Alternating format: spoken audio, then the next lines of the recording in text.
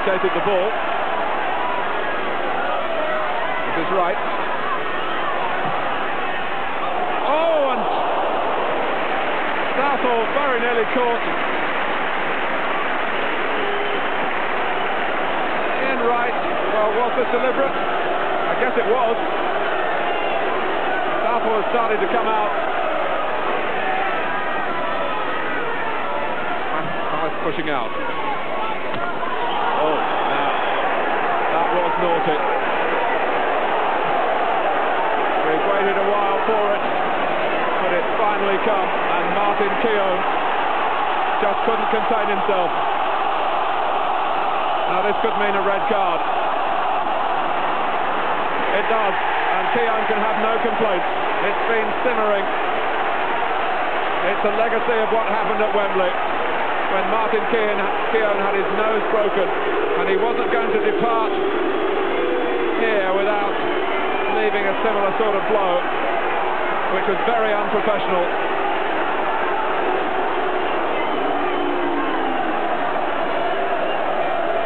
Young has eyes on the ball, and up goes Keown, and the elbow was there to brandish at Young, and that's unforgivable. Young has gone off. Palace are down to 10 men, just like Everton.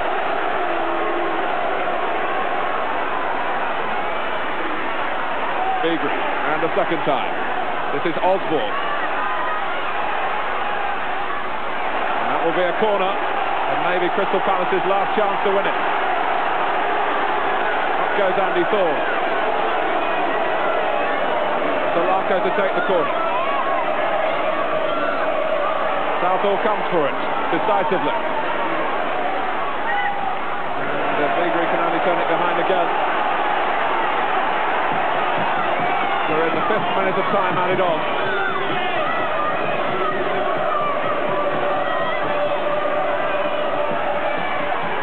And Thomas is there, off the line. Behind Southall. But the whistle had gone.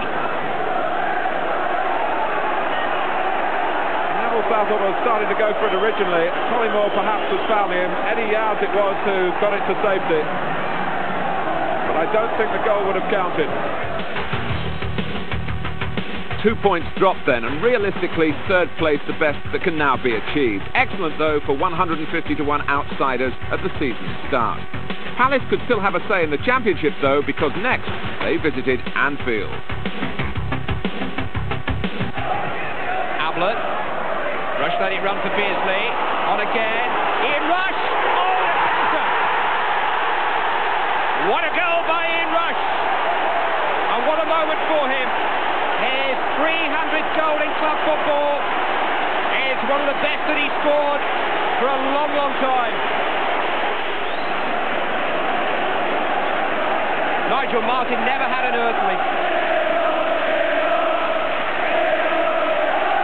He didn't get within a mile of it. Ray Houghton.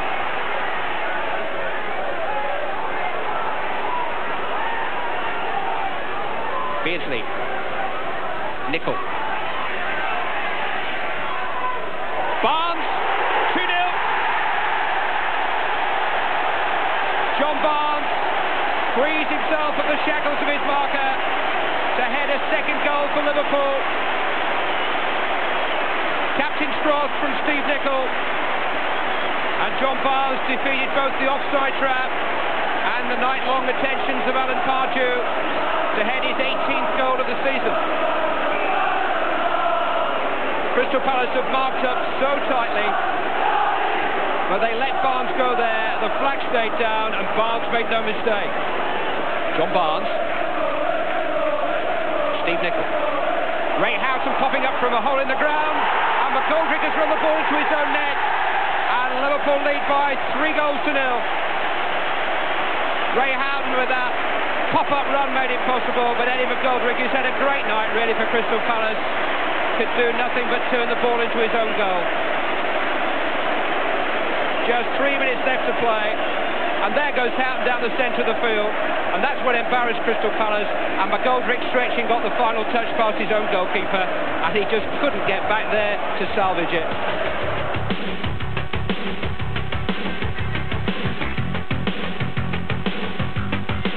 This could be Wimbledon's last league game at Plough Lane. They could be playing at Palace's Selhurst Park next season, and their prospective landlords give them a tough time. Ian Wright early in the second half. And watch for a brilliant second goal from Wright just 6 minutes later. Long clearance from Nigel Martin, and just keep your eye on Wright here. That is a fantastic lob over Hans Seegers. Superb goal. Ian Wright then on a hat-trick, and he gets it after 72 minutes. John Solarco in space for John Humphrey, and Wright hooks it back from the acutest of angles. Wimbledon 0, Palace, and Ian Wright 3.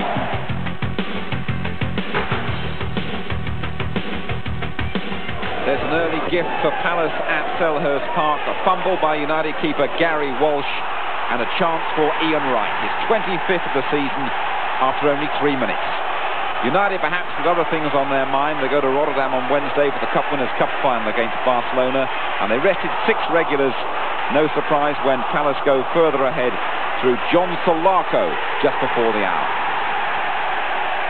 It's been an excellent season for Palace. They finished 3rd in the league, their best position ever, and they get number 3 with just under 20 minutes to go. Solarco is on target once again, and it's a superb effort from all of 20 yards.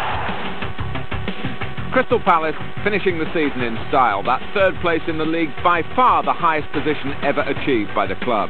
Early cup exits in the FA Cup and the Rumbelows competitions, but winners of the Zenith Data Systems Trophy. A season for manager Steve Coppell to look back on with pride. At the start of this year, I always think the bookmakers are very rarely wrong. We were second favourites to be relegated. And finishing the year, I think the bookmakers will be the first to admit that they made a major mistake. And I think the fact that we've stayed at the top of the division more or less all season long, even through our sticky patch, we stayed up there, and then we've come through it, and we're going on. I think the players now realise that they are capable of going on to better and better things if they keep their feet on the ground, and if they have the will and desire to do well. Once we lose those characteristics, then we are an average team, and we've also proven that on a number of occasions this year. So I think it's set the goalposts. We know where we stand. We know what we have to do to be successful. We know what we need to fail on to be average. And I think we've learned an awful lot about ourselves during the course of the season. The leading scorer was Ian Wright, 25 in all.